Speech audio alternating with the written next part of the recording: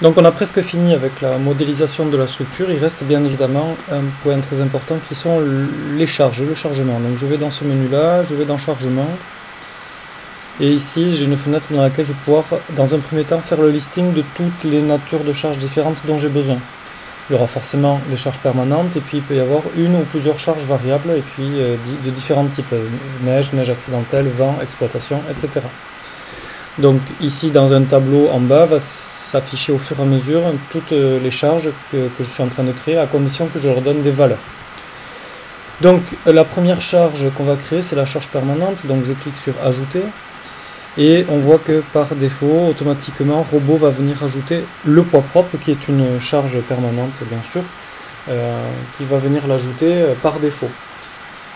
Donc ce poids propre il le calcule et puisqu'il connaît la longueur des barres et puisqu'il connaît également le matériau et la section des barres.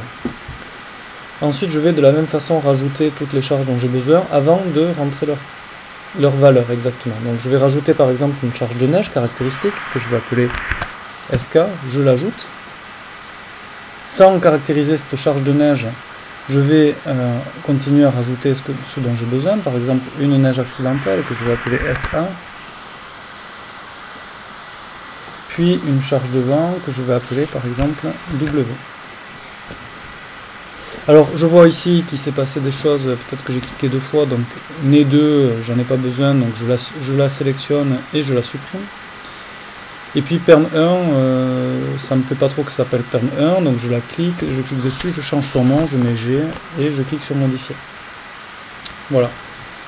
Donc au passage, chose que j'ai pas faite depuis le départ, je vais enregistrer le fichier pour être sûr de retrouver ce que j'ai fait. Donc je vais appeler ça par exemple test vidéo. Voilà. Donc allons-y maintenant. Maintenant que j'ai fait mon listing des charges dont j'ai besoin, je vais aller rentrer plus en détail tout ce dont j'ai besoin. Donc par exemple dans les charges permanentes, je vais rajouter ce qui pourrait être des charges de couverture. Donc les charges de couverture qui s'appliquent sur les traverses, qui sont des charges uniformément réparties. De valeur, par exemple, moins 2 kN par mètre, je fais attention ici aux unités. Et ensuite, donc, je rappelle qu'on a plusieurs options quand on définit des charges réparties. Déjà de travailler dans le repère global ou local. Donc le repère local va servir essentiellement pour les charges de vent, puisqu'on va pouvoir comme ça dire très facilement que les charges sont perpendiculaires à l'élément qu'on est en train de regarder. Et ensuite, ici, une deuxième option qui est charge projetée ou pas. Donc cette deuxième option, elle concerne uniquement le repère global. Il faut comprendre charge projetée au sens de robot, dans le sens projection horizontale, donc pour des mètres horizontaux. Donc si je ne clique pas sur charge projetée, lui, robot, considère que la charge que je lui donne, c'est une charge pour un mètre d'élément, pour un mètre par exemple ici de traverse. Donc quand je vais dire 2 kN par mètre, c'est 2 kN par mètre de traverse. Donc j'ai mis la valeur -2 ici, suivant Z, repère global. Je clique sur ajouter et je l'applique sur ma traverse. Je peux très bien lui dire par exemple que sur ma deuxième traverse, la charge est plus importante, par exemple parce que la toiture dans ce cas-là est plus lourde. Je clique sur ajouter et je l'amène ici. Je peux également combiner en mettant des charges concentrées. Donc les charges concentrées, c'est des charges qui s'appliquent au nœud.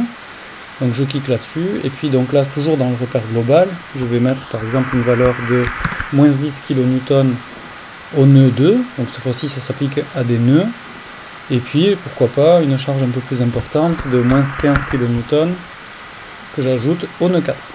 Et ainsi de suite, et là j'essaie de rassembler dans, vous voyez ici la flèche, j'essaie de rassembler dans G tout ce qui est charge permanente. Une fois que j'ai fini, je ferme. Je passe à ma neige caractéristique, donc ma neige caractéristique cette fois-ci, toujours charge uniformément répartie sur la traverse. Par contre, cette fois-ci, je vais considérer par exemple que le règlement de calcul me donne une charge horizontale, donc une projection horizontale. Donc là, je vais mettre par exemple une valeur quelconque, -2 kN par mètre, mais lui dire que c'est une charge projetée. Donc je l'ajoute aux traverses. Alors attention, ici, robot ne fait pas de distinction entre les charges projetées et les projections horizontales ou projections suivant l'élément. La seule distinction est faite si on demande ici la description des valeurs de la charge, et auquel cas les projections horizontales sont représentées de cette façon-là, donc avec un petit PRJ entre parenthèses. Je fais la même chose pour la neige accidentelle, donc charge uniformément répartie, on va mettre une charge un peu plus grande. donc que j'ajoute aux traverses. Je ferme, il me manque à gérer le vent, donc pour le vent, comme je l'ai dit, le vent est tout le temps perpendiculaire aux éléments. Donc pour pouvoir gérer facilement la perpendicularitité des charges, je vais exprimer la valeur des charges dans le repère local des barres. Alors par exemple, bon, je vais garder moins 3 kN par mètre, que je vais ajouter à la barre 1. Pour la toiture, je vais par exemple dire que c'est du soulèvement, donc 3 kN que j'ajoute en toiture. Et puis pour la barre 4, je vais dire que ça souffle un peu moins fort et que ça souffle vers la droite. Donc j'ajoute ça sur la barre 4. Je ferme et je peux revenir au menu démarrage où je vais faire une petite vérification des charges, donc tout simplement en affichant leur symbole. Et ici en choisissant dans ce menu ce que je veux voir apparaître. Donc ici ce sont les charges permanentes. Donc je vérifie bien qu'il y a tout mon poids propre sur la structure, puisque la structure apparaît en rouge. Mes deux charges concentrées, mes deux charges réparties, qui ne sont pas en projection horizontale. Ensuite je vais continuer voir la neige. Là je vois bien que c'est une projection horizontale. Neige accidentelle. Ah, neige accidentelle, j'ai oublié de le mettre en projection horizontale. Et le vent bien perpendiculaire à tous les éléments. Donc pour cet oubli de la neige accidentelle, je repars dans chargement. Et en utilisant ce tableau interactif, je cherche ici la neige accidentelle, la voilà. Effectivement, j'ai oublié de le mettre en non projeté, donc ici, c'est un tableau interactif, je le change en projeté. Je reviens au démarrage, et cette fois-ci, la neige accidentelle s'est bien mis en projeté. Et j'enregistre.